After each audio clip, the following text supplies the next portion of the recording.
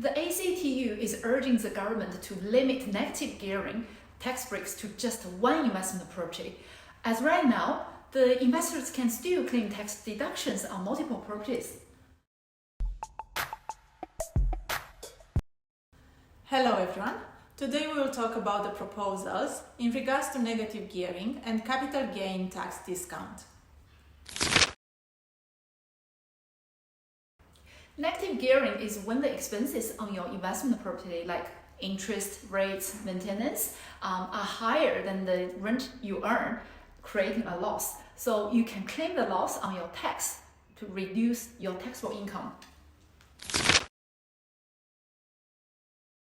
It was introduced back in 1930s to help fix housing shortages. The idea was encourage people to invest in property, and in return they will get a tax break if they lose money doing it. Yeah. If the proposal is approved and you have just one investment property, then nothing changes. But if you have two or more investment property, you would only get tax breaks on one. This wouldn't happen right away, but the proposal gives the investors 5 years to adjust. Out of 2,216,000 property investors in Australia, around 1.9 million only have one property, and they will not be affected. The rest of about 13% have two or more properties who are negatively geared, and that means around 1 in 7 investors will be losing some benefits. Sure. First, tax fairness. At the moment, all the tax benefits goes to the richer Australians. And secondly, more tax revenue, which it can potentially raise 1.5 billion a year. Third, help for housing affordabilities. And the last, make it easier for the first home buyers.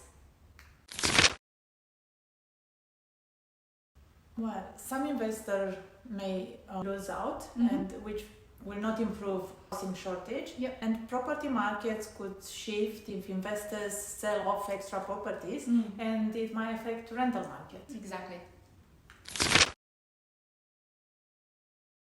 It depends. If you bought a property just for tax benefits, you will be in trouble. But if you bought smart, balance the positive cash flow and the capital growth, then you will be fine. They benefit in 3 key ways. One is less investor competition, easier for first home buyer to secure a home. I agree.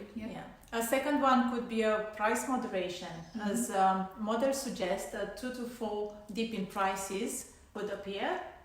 And a third one is a more government funding for grants, share equity and housing supply. In simple terms, reforms could level the playing field. A first home buyer wouldn't be outbid by an investor chasing tax benefits. Okay, sure.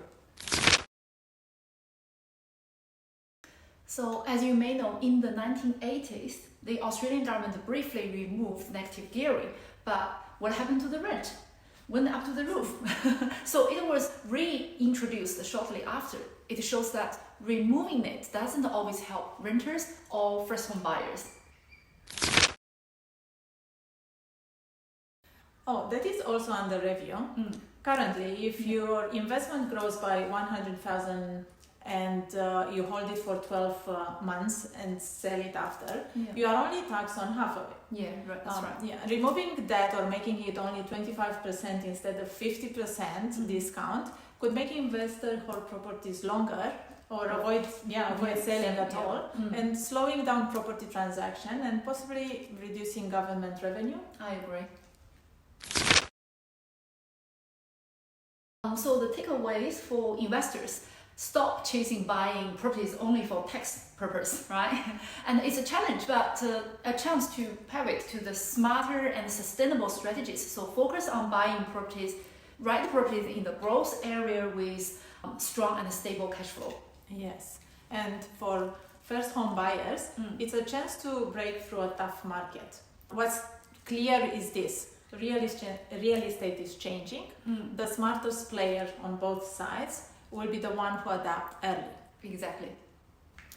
That's all for today's episode. So whether you are a first-time buyer or investor growing your portfolio, understand these policies shifts and the planning ahead, which gives you the advantage in a changing market.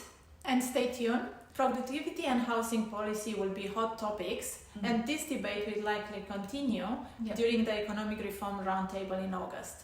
Got any questions? Comments below. Thank you so much for listening. See you next time. Bye.